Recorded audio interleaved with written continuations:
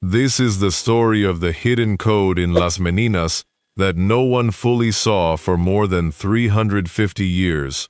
Velázquez painted himself looking at the viewer with a mirror in the background, reflecting the king and queen, generating perspective games, along with reflections on his position at court and symbolic meanings that are still debated. The Prado catalog, dated 1843, fixed the official title of Las Meninas. Before that, people knew it simply as the family or the family of Philip IV. Its exact measurements of 318 centimeters tall by 276 wide place it among the most studied works in Western painting, because its complex composition constantly raises questions about reality, illusion, and the relationship between viewer, painter. Velázquez was born in Seville in 1599 and left this world in Madrid in 1660. By the time he completed this painting in 1656, he had already accumulated 33 years in the service of Philip IV, having joined as the court's principal painter in 1623. He held the office of Aposentador Mayor, chief chamberlain of the palace, and looked after the royal collection. He created the work inside the prince's quarter of the Royal Alcázar in Madrid, which served as his studio, and the scene portrayed takes place precisely there. Since 1819, the work has resided in the Museo Nacional del Prado. The museum presents it as Velázquez's greatest masterpiece and one of the most famous paintings in history. It never leaves its galleries because of its size, its importance, and its value. The Prado explains that Velázquez linked art with intelligence and ideas rather than limiting it to manual skill. He used light and perspective to produce a powerful illusion of depth within the room. The Infanta Margarita Teresa occupies the center of the scene. Born in 1651, she was about 5 years old when she posed surrounded by her full retinue. Thanks to the inventory of 1666, and especially to the description Antonio Palomino published in 1724, nearly all the figures have been identified. Maria Agustina Sarmiento de Sotomayor kneels offering a búcaro, a small clay vessel, while Isabel de Velasco stands nearby. The dwarfs Mari Barbola and Nicolás Pertusato complete the group, with the latter playing with a large mastiff. Marcela de Ulloa remains beside the escort Diego Ruiz Ascona. Velázquez portrays himself on the left as he paints a large canvas and looks outward. José Nieto pauses in a brightly lit doorway at the back, and the mirror reflects King Philip IV alongside Queen Mariana of Austria, married since 1649. Velázquez commanded both linear and aerial perspective, mastered multiple light sources, and achieved a realism that forces the viewer to believe the figures share the same space as the observer.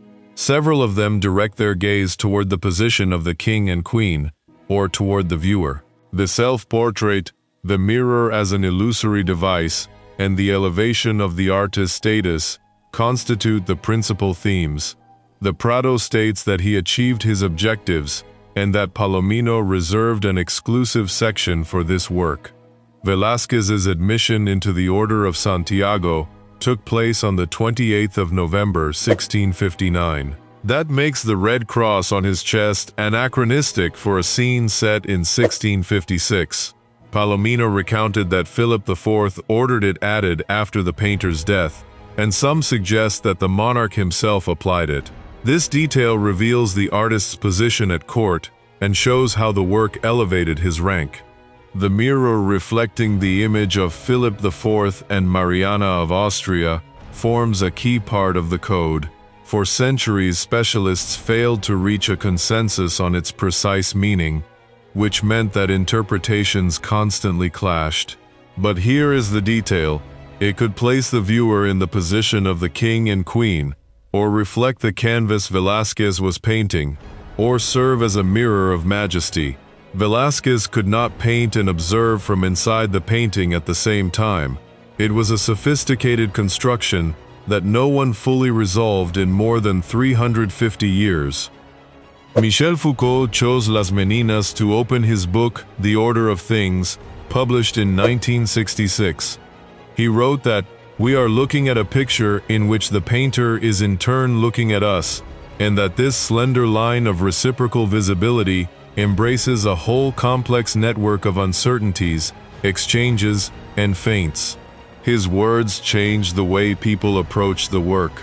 Luca Giordano contemplated the painting around 1692 and christened it the theology of painting. He argued that just as theology holds the highest rank among the sciences, this canvas represents the pinnacle of painting. Sir Thomas Lawrence called it in 1827 the true philosophy of the art. Svetlana Alpers highlighted its claim for painting as a liberal art. Jonathan Brown called it an inexhaustible enigma.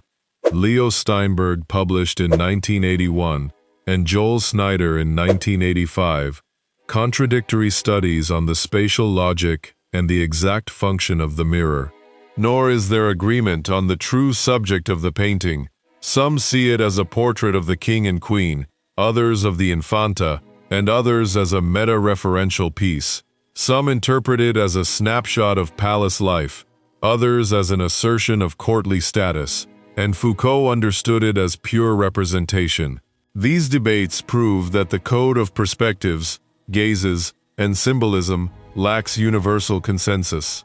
The fire at the Royal Alcázar in 1734 severely affected the work. Juan Garcia de Miranda repainted almost the entire left cheek of the Infanta. Cacambas suffered cuts on both sides. Infrared imaging revealed pentimenti, because Velázquez's head showed a different tilt in the initial version. Hung for a long time in the king's private study, the painting remained little known outside the palace until it arrived at the Prado in 1819.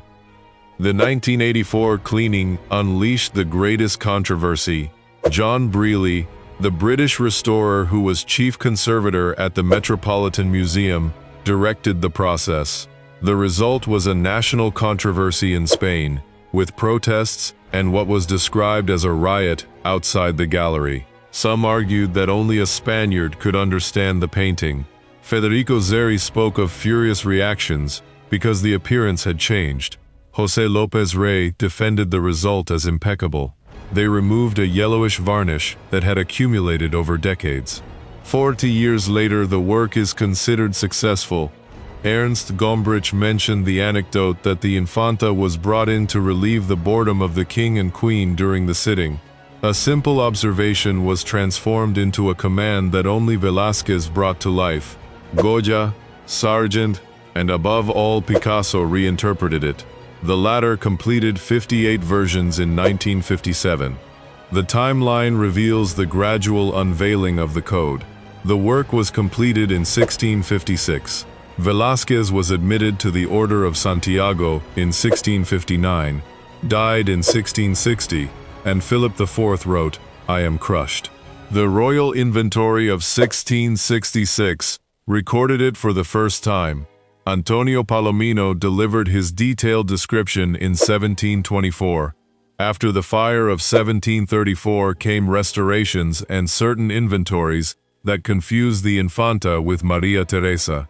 The 1794 inventory reverted to the title, The Family of Philip IV. The work entered the Prado in 1819, officially adopted the name Las Meninas in 1843. Foucault published his analysis in 1966, and the controversial restoration took place in 1984. The Prado received 3,457,057 visitors in 2024 and broke its record with 3,513,402 in 2025, always with Las Meninas as the main draw. The idea of a hidden code that no one saw for 350 years serves primarily as a rhetorical figure. It points to the mysteries of symbolism, such as the meaning of the bucaro, that scholars continue to debate. There is no record of any single verified discovery in 2006, similar to the Da Vinci Code. The debates stretch across centuries and remain in the academic arena. The painting occupies the central position of the Museo Nacional del Prado in 2026. The authorities have expressed concern about overcrowding. It continues to function as a Spanish cultural icon and ranks among the most reproduced and studied paintings in the world. The inexhaustible enigma mentioned by Jonathan Brown continues to attract millions. Its value lies in the permanent debates about representation, power, illusion, and the status of the artist. That explains why the hidden code of Las Meninas, composed of crossing gazes, a mirror that defies the understanding of space, a bold self-portrait, an anachronistic cross, and layers of symbolic meaning, has kept generations fascinated for more than 3.5 centuries. What Velázquez built in 1656 in that studio in the Royal Alcázar still speaks to us of artistic intelligence, of the nature of representation, and of why certain works manage to transcend their era. Perhaps we will never fully decipher it, and that impossibility is precisely the reason Las Meninas remains, as Luca Giordano called it, the theology of painting, a work that, after all this time, still invites us to look at it and ask ourselves what we are really seeing.